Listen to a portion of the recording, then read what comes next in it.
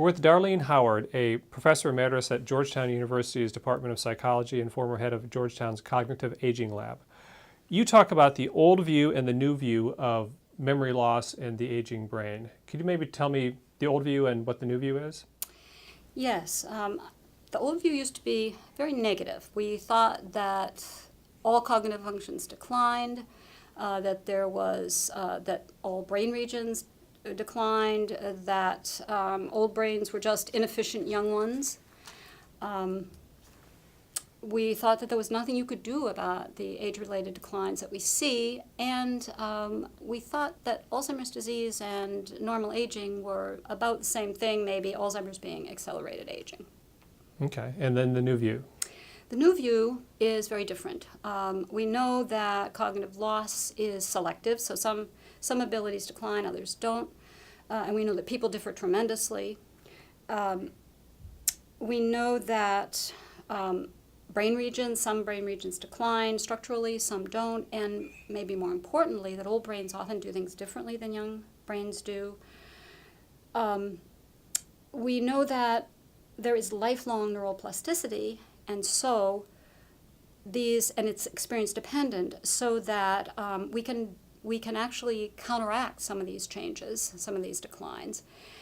And although we haven't conquered Alzheimer's disease, we know that it's different from normal aging, and there is at least some sign that we can delay the onset of the symptoms via even lifestyle changes. Okay, now when we're talking about, brain function, how is that measured? I mean, what are some of the ways that you measure that? Usually you would use functional magnetic resonance imaging, fMRI. You can also use PET.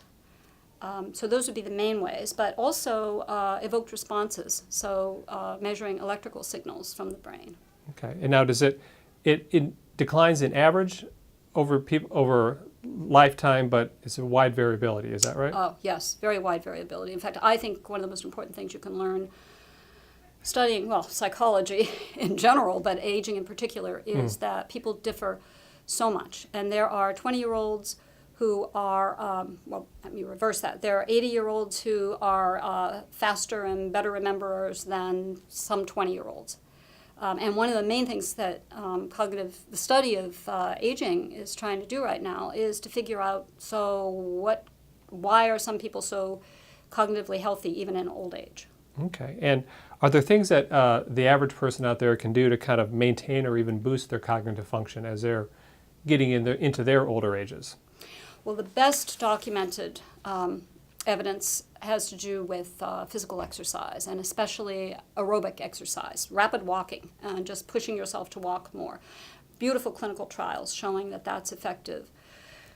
But there's also a lot of evidence that volunteer activities are associated with healthy aging, healthy cognitive aging, and meditation and diet, and